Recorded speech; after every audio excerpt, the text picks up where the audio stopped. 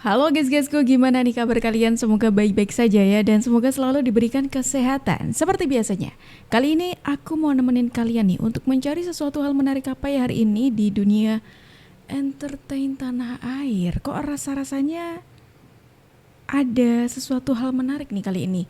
Ada yang menggemparkan lagi ya, tapi bukan yang kemarin karena kali ini soal ya tokohnya ada yang sama sih sama yang kemarin gitu ya. Cuma kali ini kelanjutan dari kasus yang satunya lagi. Nah ini kasus satunya ini apa gitu? Yuk mendingan langsung aja kita tonton videonya berikut ini. Pengacara Hotman Paris Hutapea Senin pagi memenuhi panggilan Barreskrim Polri. Hotman dipanggil sebagai saksi dalam kasus kericuan di Pengadilan Negeri Jakarta Utara yang melibatkan pengacara Rasman Nasution beberapa waktu lalu. Menurut Hotman, kericuan itu dipicu oleh tindakan Rasman yang berteriak di ruang sidang sambil memukul meja dan menyebut hakim sebagai koruptor. Ia menegaskan bahwa perilaku Rasman di persidangan telah mencederai marwah pengadilan. Selain itu, Hotman juga menyebut ada pengacara junior bernama Firdaus yang naik ke meja sidang dengan mengenakan jubah pengacara. Karena itu Hotman menyatakan bahwa Rasman dan Firdaus kini menghadapi 3 masalah besar dan dirinya yakin dalam waktu dekat Rasman dan rekan-rekannya akan ditetapkan sebagai tersangka.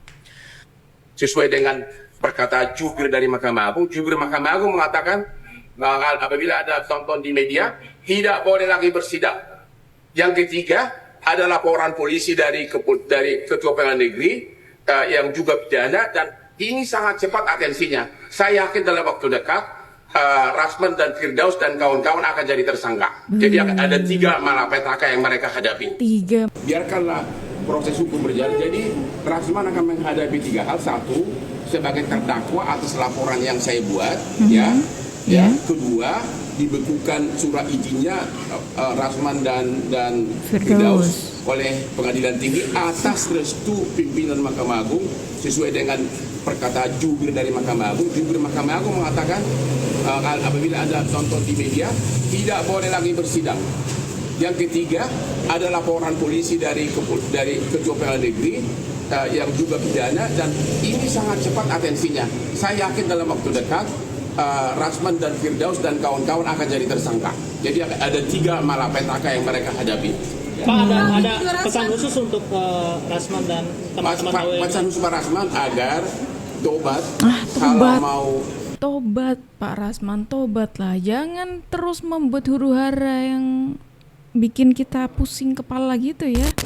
Kalau mau sukses seperti Hotman Paris, jangan nyinyir, jangan senggol orang, tapi berkaryalah seperti Hotman Paris yang kerja dari jam 3 subuh sampai malam, akhirnya mewakili ribuan para naga. Tuh, itu pesan dari Pak Hotman Paris. Katanya tobat Pak Rasman, tobat ya. Tobat. Sudah stop untuk membuat huru-hara. Karena kita juga pusing nih ya. Pak Rasman terus yang ada di pemberitaan gitu. Ini lagi kayak gitu. Yang kemarin kayaknya sebenarnya sudah selesai ya. Cuma kayaknya ini kok ya lagi-lagi membuat huru-hara gitu. Saya kan jadi saksi, hanya menceritakan apa kejadian di persidangan tanggal 6 Februari tersebut. Siapa yang tidak setia, siapa yang bilang koruptor kau sama hakim, yang terutama dirugikan dan dihina adalah marwah dari pengadilan dan hakim seluruh Indonesia. Karena begitu teganya ia di dalam persidangan mengatakan menuju hakim dengan koruptor gitu. Menyampaikan permohonan maaf. Saya tadi baru ngomong Pak Rasman, Anda udah mohon maaf nih teman. Beserta jajaran-jajaran di bawahnya.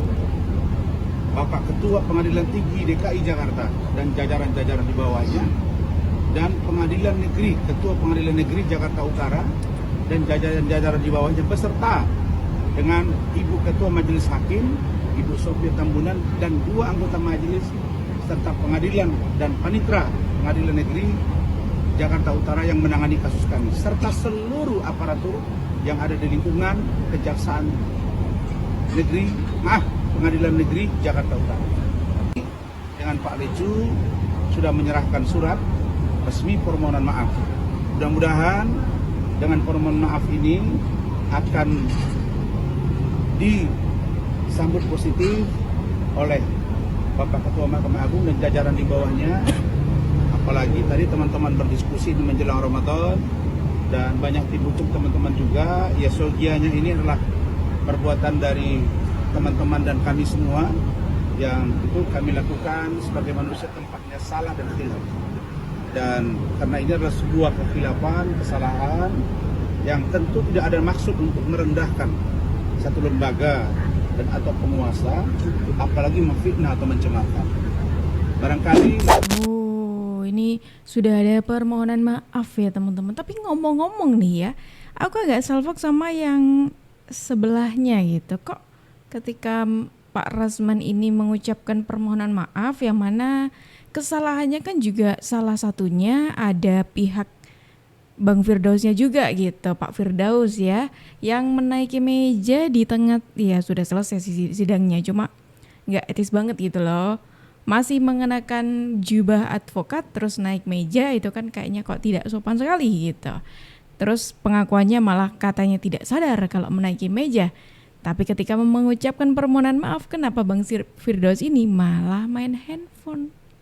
Sibuk nyuruh orang buat ngevideo. Abang gimana tolong ya. Anda seharusnya minta maaf. Harusnya. Kalau tidak meleset di tanggal 5 atau di bulan 5 tahun 2025 berhubungan dengan angka 5 akan muncul sosok laki-laki besar, tinggi, mempunyai pekerjaan karir yang persis seperti Bang Hotman, melakukan hal-hal jahat, menyerang melalui sosial media, menjelek-jelekan, memfitnah, menimbulkan sebuah konflik, fitnah tentang Bang Hotman Paris. Sosok ini inisialnya R. Kok bisa pas? Kok bisa pas ini ramalannya Hart Gumai, seseorang paranormal yang belakangan ini naik juga namanya karena seringkali ramalannya itu tepat sasaran, dan kali ini itu meramal Pak Hotman Paris ya. Tapi menurutku ini apakah tepat gitu, karena inisialnya juga R. Sedangkan kali ini kasusnya Pak Hotman Paris ini juga berhubungan dengan seorang sama nih pekerjaannya gitu ya. Inisialnya juga R. Gimana kalau menurut kalian? Apakah ini yang dimaksud Hart Gumai? 1, 2, 3 yuk. 5 menit tidak nih? Lihat jam lu. Jadi kayaknya ini kayak baju yang dipakai itu tadi nggak sih? Waktu Pak Hotman mengucapkan, Pak Rasman mengucapkan permohonan maaf nggak sih? Iya kan? Coba kita dengerin dulu aja. Abang bilang dulu mau ngapain, bilang dulu. Hari ini gue mau mindahin hujan ya. Bukan mindahin Hotman ya, mindahin hujan ya. Awas, takutnya Hotman bawa juga gue pindahin ke kampungnya ya. Lihat nih. Bismillahirrahmanirrahim. 5 menit tidak. 5 menit berarti. Nah, ini bisa jadi saingannya Hart Gumai ini jangan-jangan ya. Nah, dah. 15 tahun kemudian. Asu. Malah tambah makin deres, guys. Berarti ya terbukti lah ya. Terbukti nggak bisa. Maka saya minta pada Pak Prabowo, tolong kasih jabatan saya, Pak. Menteri, minimal Menteri Koordinator Pengawas Aparatur Negara. Ya, dan beri kewenangan saya untuk memecat mereka. Saya pecah-pecatin itu, saya evaluasi. Program pertama saya ketika saya menjabat sebagai Menteri Koordinator Pengawas Aparatur Negara adalah mengevaluasi semua kerjanya. Saya periksa semua tuh. Mana rapor merah kalian? Yang rapor merah saya pecah-pecatin, saya buka lagi pendaftaran baru. Misalnya Mahkamah Agung, ada hakim-hakimnya saya pecat, saya buka lagi pendaftaran baru. Yang jadi hakim mau silakan. Ngapain sih susah-susah, kadernya banyak kok, sarjana hukum banyak yang melamar di Mahkamah Agung, banyak yang melamar di jaksa, banyak yang melamar di polisi. Kita ini terlalu terpaku gitu dengan sistem-sistem yang ada ini, sehingga semua yang cacat itu dianggapnya sah, dan kecacatan itu dianggap sah akhirnya menjadi jurisprudensi. Jurisprudensi adalah acuan hakim, acuan penegak hukum untuk melegalkan semua yang salah nantinya. Makanya kecacatan ini jangan dilegalkan. Kalau dilegalkan akan jadi nanti. Hari ini pembekuan bas advokat sudah dilaksanakan. Artinya makam para advokat sudah digali oleh advokat. Ya, kalau advokat hari ini nggak bersuara, makamnya sudah digali. Kalau advokat tidak berusaha untuk melakukan ini dan membantah ini melalui pengadilan dan lain-lainnya, ini advokat satu persatu akan dikubur di sini. Sebentar abang ya. Tadi kan abang minta jabatan ke Pak Prabowo Subianto. Mohon maaf sekali. Abang ini belum dikasih jabatan, udah sering kali blunder ya. Tolong. Udah tadi naik meja, terus habis itu bilang katanya Anda tidak sadar, nyuruh cek CCTV, gimana caranya bisa naik meja, ya gimana? Abang masa nggak sadar? Naik meja loh itu, meja pengadilan. Terus tadi ketika mengucapkan permohonan maaf, abang malah sibuk main handphone, sibuk minta orang buat ngevideo ya. Ujung-ujungnya apa? Mau mindahin hujan malah tambah deres. Tolong. Bisa-bisanya sekarang malah minta jabatan ke Pak Prabowo untuk mencatin orang-orang itu katanya. Aduh. Bersama saya nih yang dikubur duluan. Saya adalah tonggak sejarah adanya berita acara sumpah yang dibekukan. Sejarah loh dalam dunia peradilan di Indonesia. Satu-satunya Indonesia sekarang ini di dunia bahkan tonggak sejarah berita acara sumpah dibekukan. Hari ini kuburan para advokat sedang dibuka dan digali. Besok banyak advokat-advokat yang protes dan ingin membela hak-hak kliennya dikubur di sini juga karena melawan dan melalui sistem yang sama. Makanya saya sekarang ajukan keberatan untuk saya ajukan ke PT UN gitu loh. Jadi cara-cara yang salah begini memalukan sekali. Dan praktisi-praktisi hukum yang paham seperti saya ini, saya rasa yang lainnya tertawa, senyum gitu loh, melihat lembaga sebesar Mahkamah Agung ini kok bisa begini tindakannya gitu kan. Gitu. Oke Bang, mungkin kok bisa berdasarkan apa berdasarkan apa ya? Tolong kamu nanya dulu ya. Saya pikiran saya jadi hilang ya. Jangan bawel maksudnya, diam aja. Jadi maksud saya jangan bawel di sini jangan kita ini Anda. jadinya apa ya? Maksudnya kita itu jadinya dilihat tidak profesional dan lucu kayak anak kecil gitu. Hanya dipaksakan. Besok kalau ada yang kritik menteri, tahu dicari kesalahannya, lalu di penjara lagi. Tradisi kayak gini tradisi kotor. Gitu loh. Objek perkaranya dulu dibongkar. Ya baru nyari kesalahan orang. Begitu. Saya jadi lucu, jadi istilahnya hari ini kok ada pembekuan, istilah pembekuan. Emangnya es kebo dibekuin? Kalau es kebo nggak apa-apa dibekuin di kulkas. Ini kan aturan Pak. Jangan dibikin sesederhana itu Pak. Memalukan. Konstruksi hukumnya acak-acakan. Tanya pada Profesor Yusril yang sekarang jadi Menko Polhukam. Tanya, pasti pendapatnya sama dengan saya. Kalau beliau berbeda berarti beliau kurang pemahamannya. Tanya Profesor Mahfud MD, pasti sama dengan saya. Gitu loh. Karena jangan diada-ada. Hal yang nggak ada ya nggak ada. Kalau saya tidak dibekukan, jangan dibekukan. Kalau nggak ada undang-undangnya jangan diadakan. Kalau mau bikin seperti itu, bikin undang-undang baru atau peraturan baru. Baru saya dihukum. Gitu loh. Saya tidak pernah diberikan pemberitahuan terhadap undang-undang yang baru, peraturan yang baru, lalu saya dibekukan. Dasar hukumnya apa untuk membekukan SK saya? Sudah jelas. Ini memalukan. Ganti Ketua Mahkamah Agung. Saya yang ganti. Kalau memang pada nggak ngerti hukum, saya yang ganti. Mau diganti katanya. Gitu loh. Jangan memalukan lembaga yang sudah besar seperti ini. Kalau saya, kalau keseharian tuh lebih berwibawa, lebih priai, lebih kayak. Saya tidak salah dengar kah ini? Lebih berwibawa katanya. Berwibawa tapi naik meja pakai jubah advokat itu berwibawa dari mananya? Dari mananya? Dari mananya tolong? Bisa aja. Pokoknya cool gitu. Oke. Layaknya laki-laki sempurna lah gitu. Negara lagi butuh saya. Saya bersihin aja yang nonton 300.000 orang. Bersihin video bersihin saya. Ya, saya sampai bingung gitu. Diri saya ini sebenarnya mengandung magnet apa gitu, elektromagnetika atau apa gitu. Iya. Sehingga orang tuh berlomba-lomba untuk nonton saya gitu. Bang Firdaus ada tayangan baru. Kacau lagi di ujung Indonesia, di gunung yang sinyalnya susah. Dia patungan beli paket buat nonton saya. Oh iya? Iya, di ujung Indonesia loh. Itu ya. Kayak bisa di Papua, itu, kok bisa ya kan? gitu. Di atas gunung yang sinyalnya kagak ada. Dia patungan beli ke kota dulu. Nah, dari mana dia tahu ada Bang Firdaus tayangan baru tuh?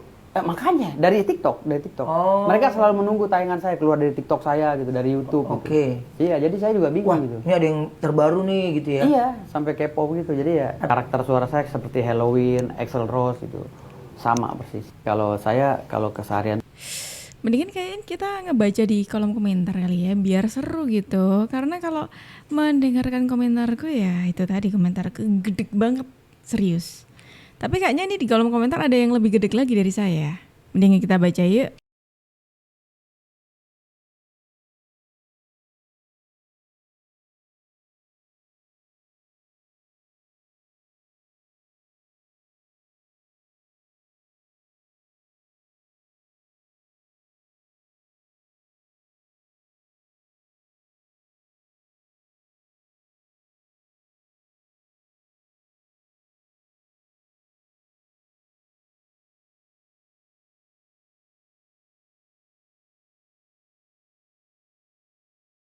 Suci kayaknya langsung juara 1 kayaknya ya. Ya siapa tahu kan ini udah dibekukan nih Bang gitu ya. Surat jadi advokatnya itu ya barangkali mau banting setir ke komedian ya boleh-boleh aja sih sebenarnya. Barangkali mau nyoba gitu. Berarti abang merasa aset itu bisa ngalahin seorang Hotman abang dengan apa yang abang punya ya? Hotman itu cuman sepetak doang, tanah gue dia kalah, apalagi segunung gitu loh. Nggak ada apa-apanya, Hotman itu cuma punya ruko berapa biji, sama berlian yang dia bangga-banggakan begini sama Lamborghini. Kalau gue kan gunung gimana? Udah samain sama gue. Abang masalah sepetak doang ya? Nggak ada apa-apanya, cuma sepetak doang.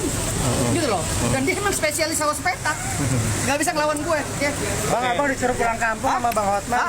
Hotman pulang kampung. Oh enggak, gue lahir di Jakarta, kampung gue di Jakarta, hari-hari gue ditanam di Jakarta. Hotman yang pulang kampung karena dia di sono no. Di Siantar apa di mana tuh ya? Simalungun ya. Lo pulang lo Hotman lo, nggak pantas Jakarta lo. Gue orang Jakarta nih. Lahir di Jakarta ya. Gue mau orang elit ya. Gue kakek gue kerja di istana ya. Bokap gue di istana dan hari-hari gue ditanam di depan istana. Istana presiden ya. Ingat lo, kalau lo suruh pulang kampung, nih kampung gue Jakarta. Tadi kayaknya habis ngomong deh kalau kesehariannya itu berwibawa gitu. Apakah seperti ini cara ngomong orang berwibawa? Tolong. Agak sulit loh ya, agak sulit untuk membuat saya berpikiran Bapak itu orangnya berwibawa gitu loh. Setelah naik dari meja terus kemudian sekarang ngomongnya kayak gitu. Ya, terus apalagi tadi? Katanya punya aset gunung gitu. Waduh, keren banget Bapak ya bisa punya aset gunung gitu. Terus ngeremehin Pak Hotman gitu. Katanya punya apa sepetak doang gitu. Ngomong-ngomong gunung mana Pak ya? Gunung mana yang Bapak punya ini? Tolong dijelaskan sekalian aja biar kita tahu gitu. Ini apa ini? Ibu hamil pengen ditilang. Agak lain ya kali ini. Benar. Kalau tadi kita sudah dibuat pusing sama Pak Firdaus dan juga Pak Razman, kali ini mendingan kita geser ke ada hal unik. Keinginan seorang ibu hamil kali ini agak unik ya, agak beda gitu dari biasanya. Biasanya kan makanan gitu, atau pergi kemana gitu, atau barang mungkin. Ini sesuatu yang agak beda gitu. Mendingan kita tonton dulu aja. Itu kan?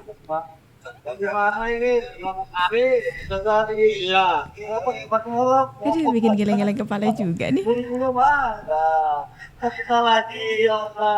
Mana ibunya senyum-senyum juga. Dan ibu hamil pengen ditilang. Oke, ini ada di Polsek Pemanukan yang katanya begini, ibu yang sedang hamil muda nyidam ingin ditilang polisi, itu kan? Ini beda banget nih ibu, ya ampun. Biasanya ibu-ibu tuh kalau nyidam kan makanan atau pergi ke tempat mana atau mungkin barang gitu kali ya. Ini nyidamnya ditilang polisi. Emang unik ya, unik.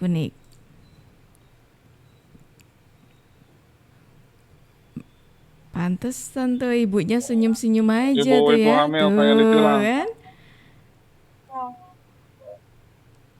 Ya lucu banget sih. Nggak kebayang aja gitu ya kalau bapaknya ini kerja sama polseknya gitu loh ya. Gimana bilangnya? Pak minta tolong istri saya sedang nyidam gitu.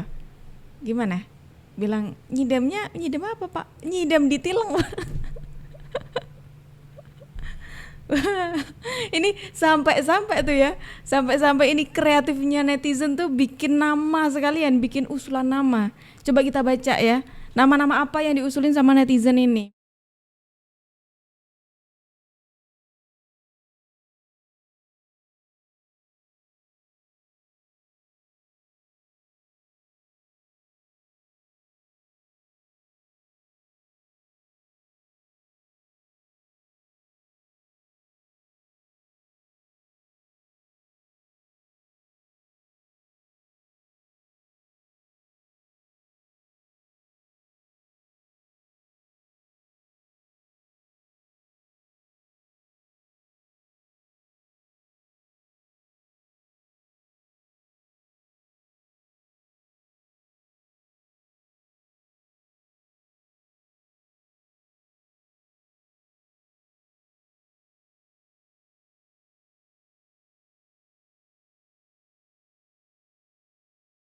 Para netizen kelewat kreatif ini ya, sudah memberikan nama sekalian yang ada istilah tilangnya gitu.